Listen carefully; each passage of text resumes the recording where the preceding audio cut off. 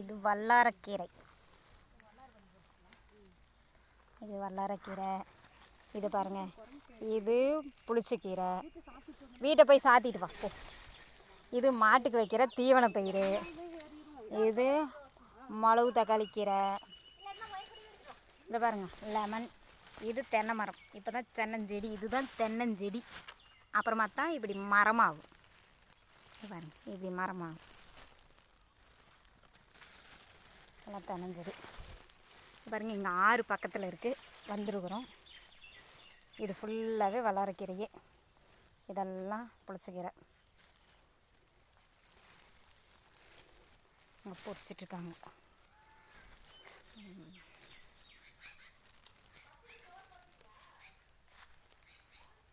தண்ணி தெரியுதுங்களா? சூப்பராக தெரியும். டேம்.